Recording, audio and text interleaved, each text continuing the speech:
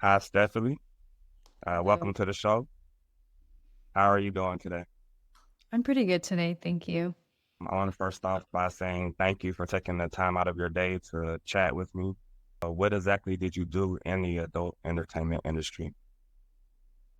I left 5 years ago and I was there. I was experiencing it for 3 years, and I started at a massage parlor doing happy endings. And then with time, I started doing more. So you started at a massage parlor? Well, a happy ending spot where you do like erotic massages. Yeah. So basically, I would say you do a massage and then you get naked and you like finish with a happy ending. How Meaning did you like get? Oh, go ahead. I found this on I found this on Craigslist. I was looking for a job and it said, "Are you comfortable naked? Are you open to doing body rubs? There's no sex involved." And I'm like, "Okay, I'll try it out." And yeah, with time, like my comfortability changed because you can do as far as you want. Like if you don't want to take your clothes off, you don't take them off. Or you do. And if you don't want to be touched, you don't nobody can touch you. And through comfort, I was just open to do more and more. And yeah, until I was open to having sex. Yeah. Were there a lot of married men that would show up Oh, yeah. there? 98% of my clientele were all married. Oh, yeah. Yeah, How that many really, would bring their wives for the experience? in 3 years, only one guy did. Really? Only one guy. And at that time of my life, I wasn't having sex. So they both came in for an erotic body rub. So I'm thinking about it. How did we, I don't know if we had two beds or how we went about it, but oh, you know what? Me and the guy was giving the wife a massage. It was interesting because like going back to like everybody has a different things that they bring different menus, right? My menu, I've never been with a woman, so but that day I really don't even remember how I even ended up there. But yeah, like now I'm giving a massage to a woman and like they want me to play with her genitals and like it's like, all right, this is what we're doing. Are you nervous since that was your first experience, Not I guess, with really, a woman?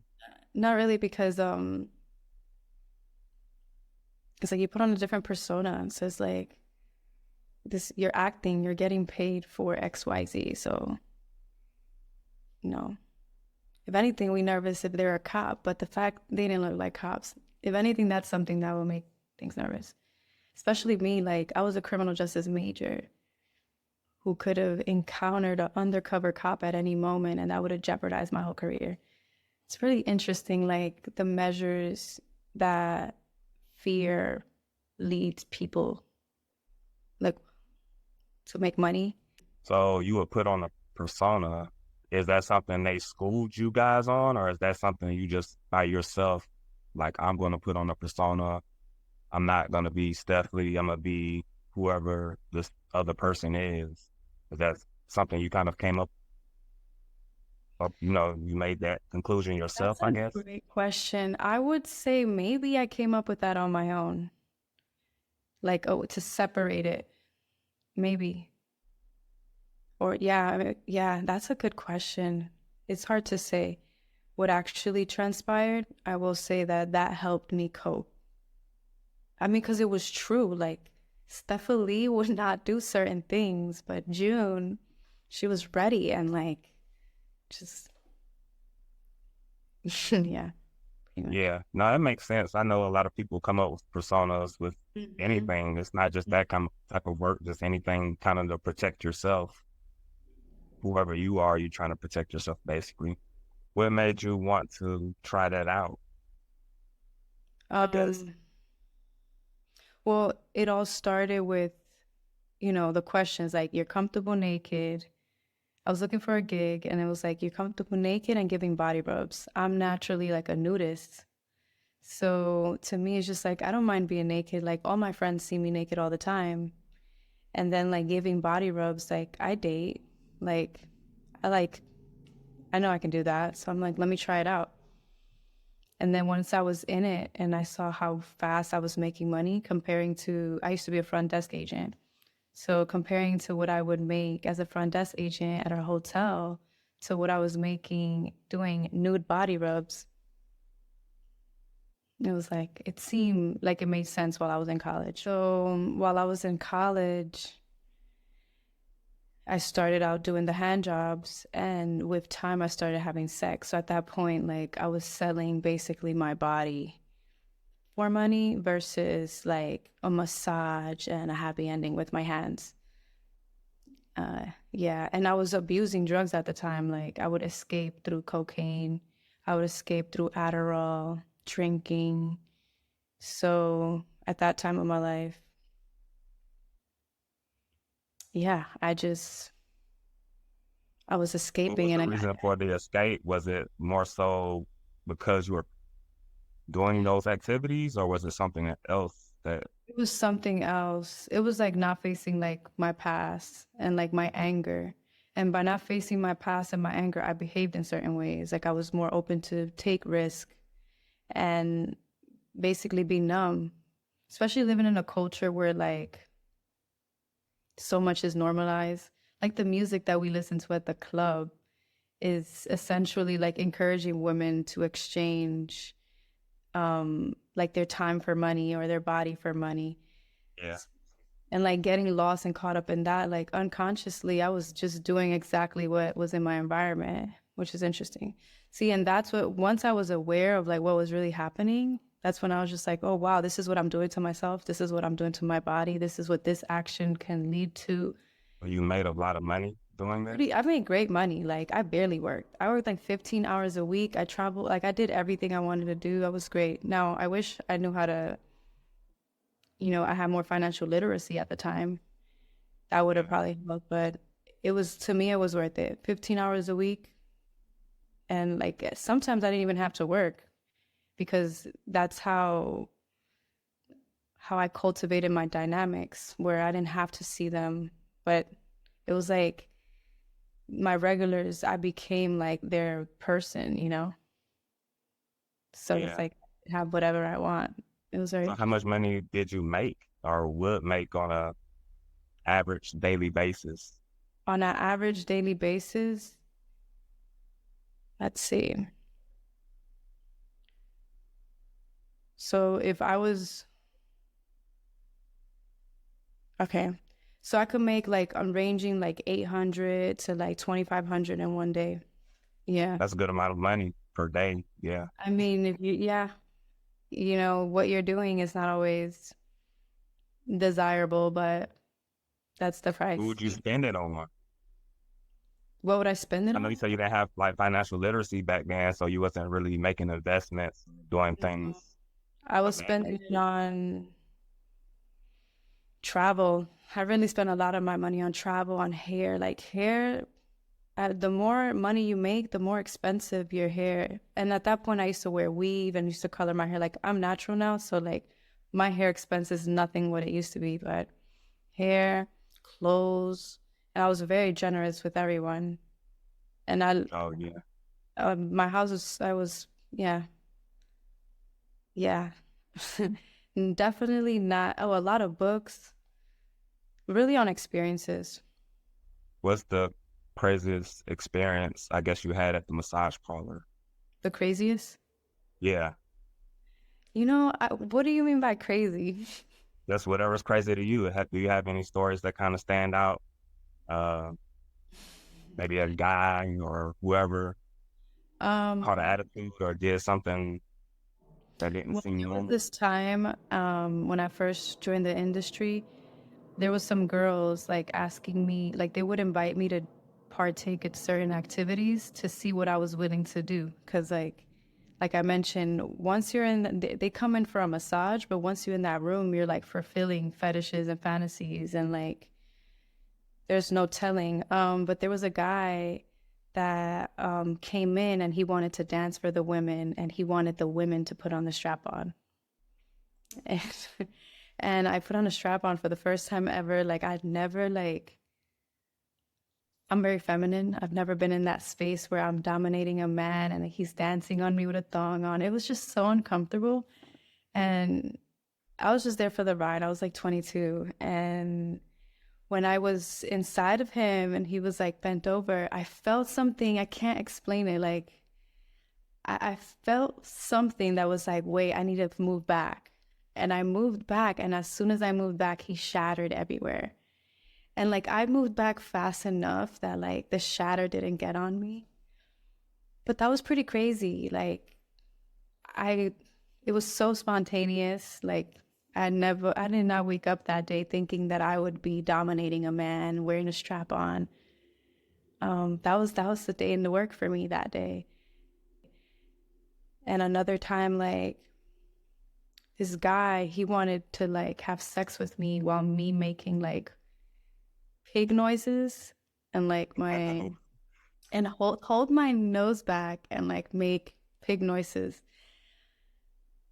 I would say those two experiences were pretty crazy. That is crazy. So, was that part of the massage parlor part of it, or was that more so afterwards when you started So the way selling it or stuff like works, that? you start the time that I was wearing the strap on, that started with the experience started with a massage. Mm-hmm. Once once we reached a certain space where he felt comfortable, he started being more open about what he actually wanted. So that's when it switched into that. And I wasn't having sex. I just wore a strap on and I guess had sex with him. I don't know. But then the incident where the guy asked me to be a pig, that was definitely during the time that I was comfortable, like having sex at the end of the experience, where versus like giving them a hand job. Did you have regulars that would Oh come yeah. I give you? was, it became like the majority of my clients were regulars. Have you ever dealt with any stalkers because of that? No, no. No. They never knew my name.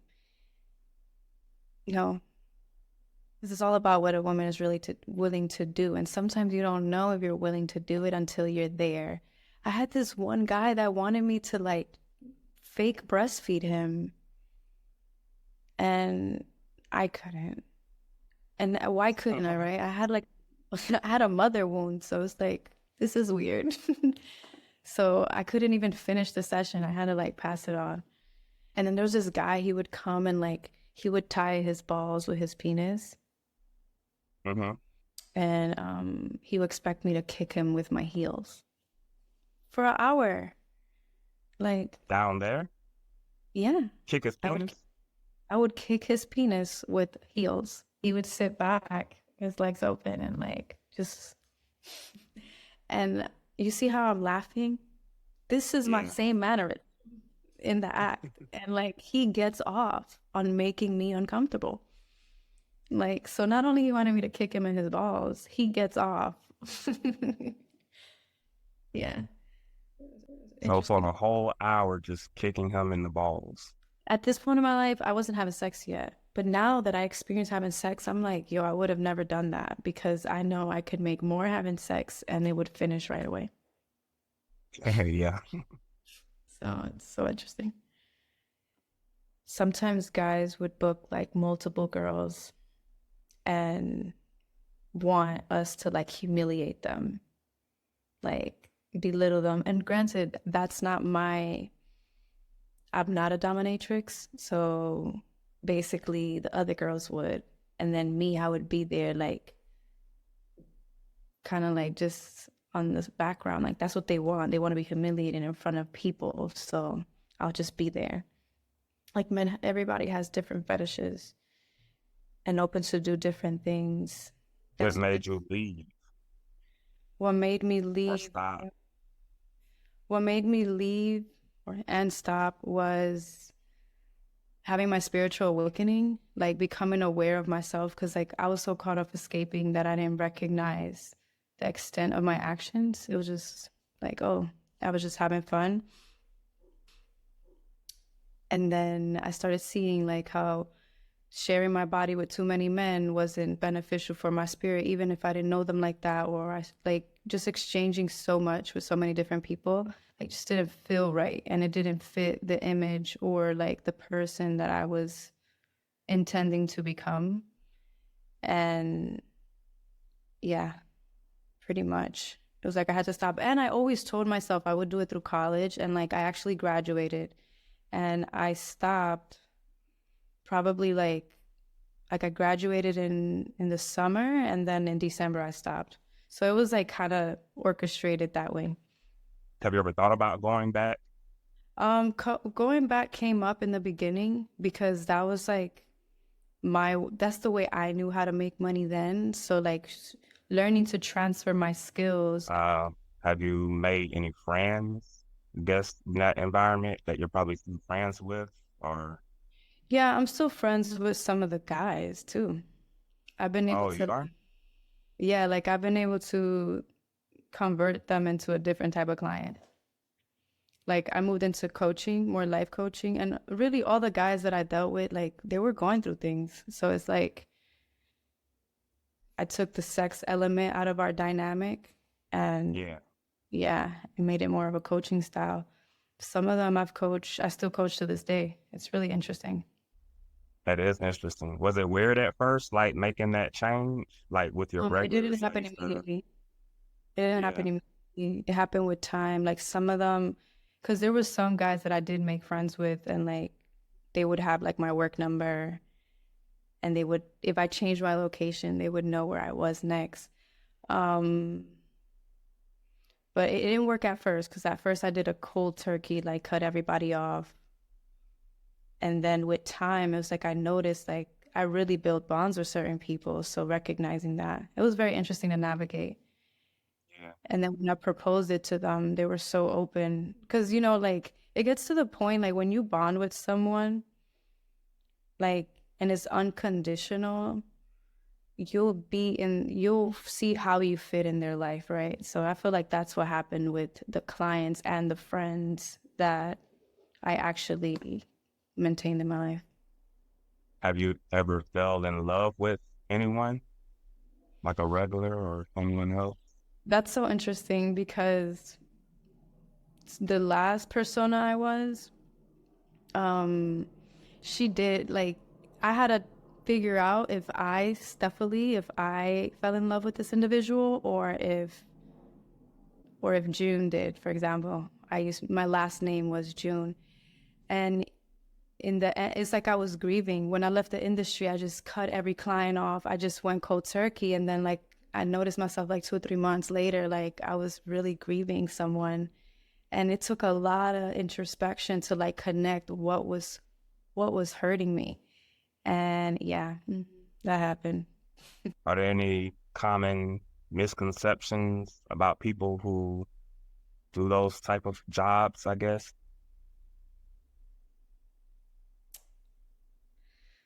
Misconception about us that have done that. I feel like a lot of people spend time judging it versus leaning into curiosity. Because I feel like the majority of women that are capable to do this, they have a lot of trauma. And I don't, a lot of people overlook that. Like, yeah. And even the men that go into those establishments, like they are going through things. So I feel like everybody's angry with them and everybody's want to shun them, but like that's a cry for help. If anything, like they're all literally going through something. So it's a very dark, sad place, and I don't think people realize that. They're so focused on like the pleasure aspect or the betrayal. Like, for example, if a man finds out his girlfriend was working there, or if a woman finds out her husband went in there, like they're so focused on them, on how it hurts them, that they're not recognizing what's really happening here. For our listeners, from your perspective, what would you say turn women on romantically and sexually? I would say feeling safe. Yeah, feel, a woman who feels safe, like they'll open up like a butterfly and a flower, that just would be more gentle and more nurturing and more attentive and more comfortable with honesty, and all along that helps everything. Like they'll be more affectionate and like open to receive and open to give. I would say that. So what do a man have to do to make a woman feel more safe? Listen, like literally slow down and listen, pay attention to detail, be emotionally intelligent so that he's not emotionally reactive to things, because sometimes like people are just reactive and that causes a lot of misunderstanding. Ask more questions, like lean into curiosity and just be there. Like however you can help her to show her that she's safe with you, if that makes any sense. Because I feel like sometimes there's men who like they're not listening, they don't even tune into what they need, so they don't even realize they're uncomfortable, and then somehow they end up trying to have sex, and now she's not as aroused or as open to do so. Or maybe she's not pleasing him enough, but it's just like she doesn't feel comfortable enough to please him, type of thing. Yeah. Well, I want to thank you for, again, taking time out of your day to chat with me and coming on the show. Have a good one.